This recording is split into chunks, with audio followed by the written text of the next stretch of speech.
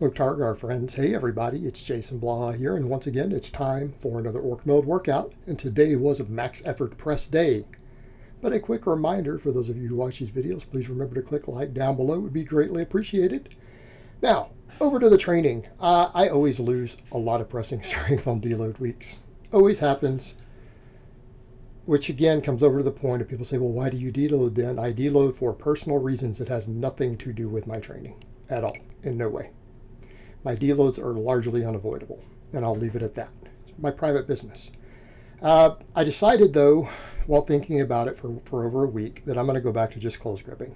I spent months and months working on wide grip benching. I never caught my close grip strength. The best we have seen me do was 332 on a wider grip bench, and that was on the Buffalo bar, right? We're 20 pounds less than my best serval close grip benches there. Now, granted, I'm cutting, so pressing strength is going to be really hit or miss right now. But that's just, to me, at a point where I'm like, you know, it's harder on the shoulders. I'm better at close grip no matter what I do. And I know how to build a close grip. I know how to build wide grip, too. You guys have seen some of my lifters who outbench me. There's a few. I know how to build a wide grip bench, too. I think just with my longer arms and my structure, I'm just not suited for it. I think I'm better off just sticking with close grip. Which means I've got to, again, overdevelop my delts, right? Overdevelop my delts and my triceps. And that's going to be the name of the game. So that was relatively hard today. That 275 with just 30 pounds of change was fairly hard. I called it there. I felt my delts were weak on it. I knew my delts were weak, and I felt a lot of tricep on it. And I felt a lot of tricep and delt on this rep work, too. I was hoping I was going to get 10s with it. I got 8s. Came in just at 225. I'm like, let me just pause it all. We got 8s, but I was doing it as a second lift and was doing 205 for rep work. So throwing 20 pounds more when I'm fresher, it's not bad. I need to get this up though. Realistically, I need to get this rep work up a lot. But again, we know how to build a close grip bench. It's just going to be a different priority in my supplemental work. So what are we going to do? We're going to continue to develop the back and delts, right? I'm going to keep a lot of the game plan of what I've been doing there. But again, lats become really important for close grip, especially for someone like me with big lats, because I can use it to pop it out of the bottom. Okay. Chest is just going to be along for the ride. Now, close grip and the incline and stuff I'm doing does build chest, and if I work some dips and stuff in, that builds chest.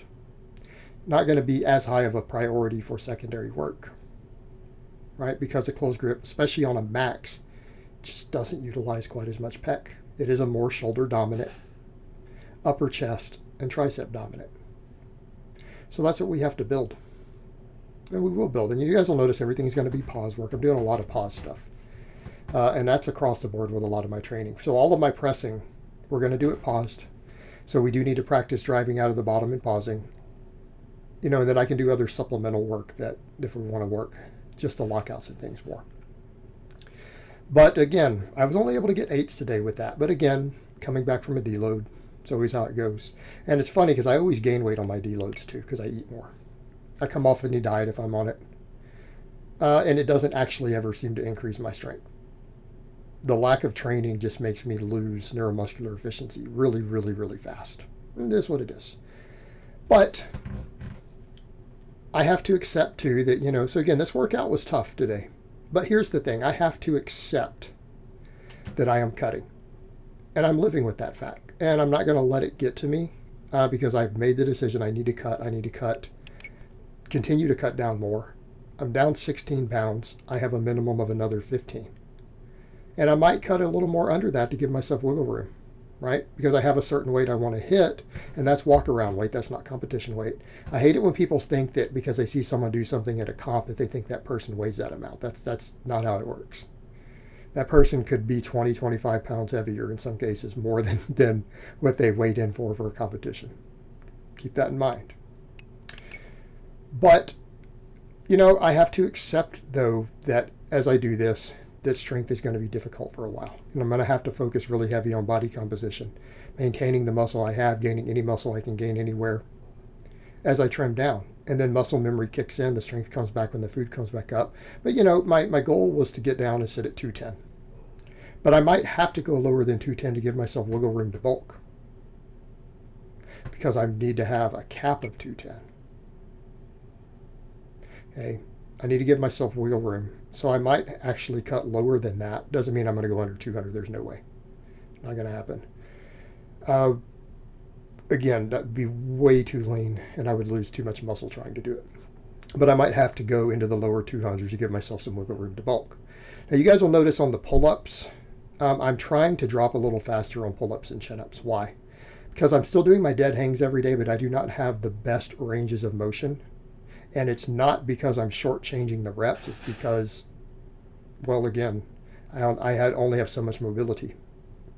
I do dead hangs every single day, and that's helped with my shoulder impingement. And now I'm able to actually drop faster on pull-ups and chin-ups because that's what impinged my shoulder before. Trying to get the furthest range of motion possible when I didn't have it. It impinged my shoulder badly. And it set me back dramatically. And it was doing the one that everyone out there feels is the safest on your shoulders. Bullshit. Ring, neutral grip ring pull-ups. That's how I got hurt. Trying to get the furthest stretch possible. So I'm trying to drop a little faster though, just to get to the bottom, so that I'm not fighting against it, and at least getting to my range of motion that I do have. And the dead hangs are helping slowly, because I've been doing those religiously every single day. And they're helping with my grip too, I think. But after that, I decided, let's do closed grip incline. I decided this was going to be a primary movement for me. This was humbling, because when I was doing pinkies on the rings, I was up to, a couple months ago when I cut them out again, I was up to doing 5 rep sets, pause with 225 on these, at this high angle, this 45-degree angle. This closed grip, because the range of motion is so much longer, and my upper chest and front delts were just throbbing while doing these. Like, I hit them in a way that they are not used to, found a major muscle weakness there. I got with 185. I thought I was going to come in and do 10s. I had calculated, I'm going to do 10s on this, right? I'm like, I'm going to do 10s. Easy. I got 6, 5, and 5, and they were grindy. Okay, so we got to build that up. But again, it's much harder for me than that wider grip incline was. Much harder. And it's because that longer range of motion and just the amount of front delt and upper chest involved, right? And tricep. So we're going to use that as a lift to build those areas up. We know those are weak links for the closed grip bench. And then we saw it displayed on that incline. So we build it up. We build it up by doing the work, and then by doing tricep work on top of it. Okay, chin-ups on a lot of these sets I tried to drop faster. And again, I know it looks like I'm not going all the way down. That's where I can go, guys. Sorry. If you'll notice the sets where I drop quicker, you'll realize I'm not fighting it on the way down. That's just where I bottom out at. I am hoping that will improve as I continue to do the dead hangs all the time. Okay. But if it doesn't, it doesn't. These are still, pull-ups and chin-ups are still phenomenal exercises. Although I think today I gripped these too close for me. And I think that seems to make it even harder for me. I probably need to grip these a little bit wider. A little too close for again, my shoulder structure width. But I'm also going to do curls to help bring my chin-ups up. So I'm going to continue to do straight bar curls. And some people will kind of question why I do them the way I do them, and I'll explain in a minute. It's all about shoulder health. I'm trying to, at this point, look at what's going to keep my shoulders as healthy as possible and give me the best development. JM presses, since I've got much better with the form, I'm happier with the form, and dropping these up above my face now. I went up to 85, although looking at this first set, because I'm just now seeing the footage, I'd like my elbows a little bit higher. I didn't realize they were going this low. It felt really good when I was doing the sets. Okay, felt really good. It felt like the ones I did the last time before the deload. Right, it felt like it. I felt like my elbows were up in the air and not dropping at all. But then when I look at that footage, they're dropping a little bit. So again, I may have to tinker with the weight a hair. They felt good though. That was the thing. I felt all tricep. I felt no shoulder. Felt good. But again, elbows are dropping a little lower than I would ideally like.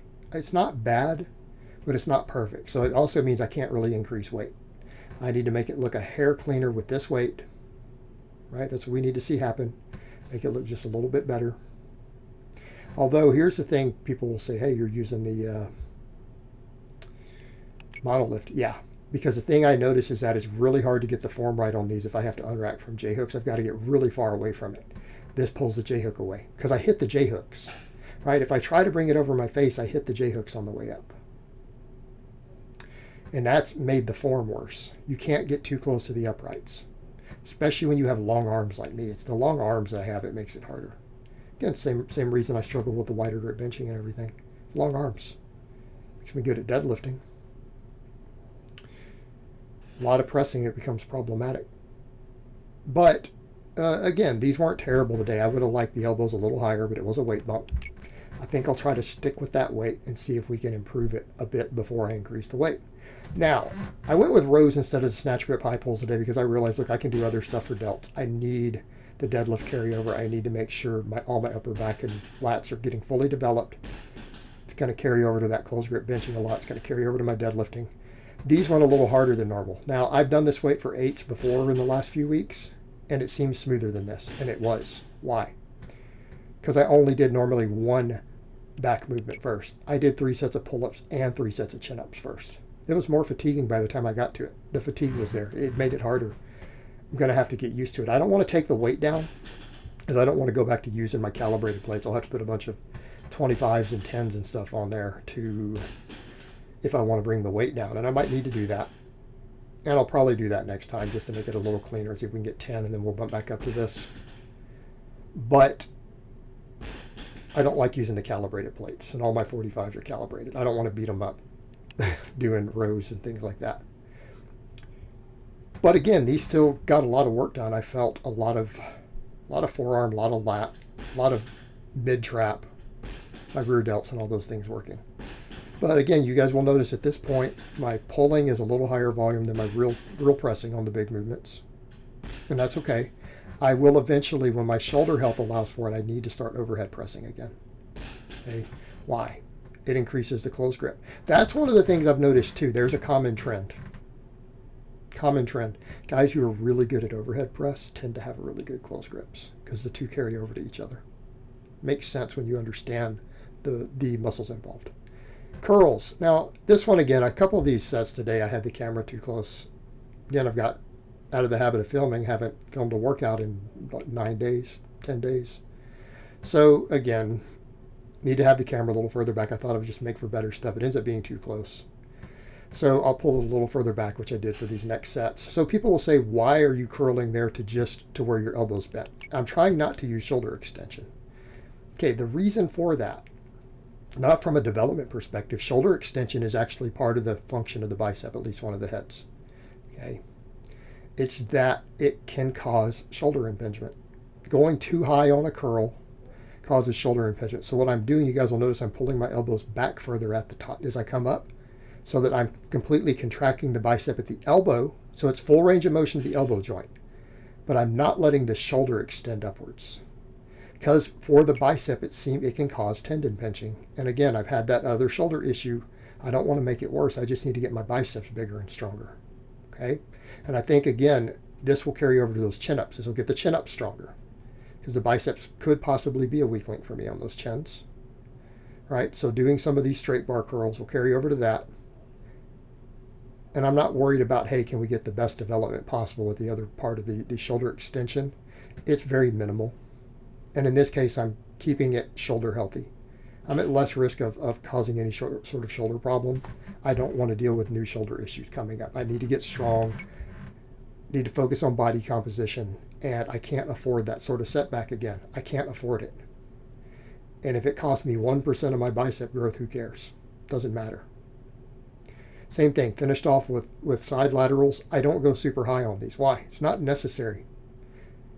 Okay, it's not necessary. If you start going super high, it's just more front delt working. I'm more concerned with the side delts, rear delts, upper traps. So I'm leaning over a bit, right? I lean forward a little bit, and I only go through the range of motion necessary to work those muscles. Again, easier on the shoulder joint. Easier on the shoulder joint. And again, I like the snatch grip high pulls, and I program them for a lot of people, and I was doing them. But at this point, I don't have the room for the extra pulling on my recovery. Not if I want to do the other movements I'm doing. I can fill in the gap with these for now. You know, I could change it around later if I start bulking or something. Later on when I'm done cutting, which is going to take a long time. It's going to take a while. Because again, I'm trying to keep all of my muscle while doing it. And I cut pretty quick early on. I can't go as fast from this point forward. I can't. It's going to cost me muscle. So it's going to have to be slow.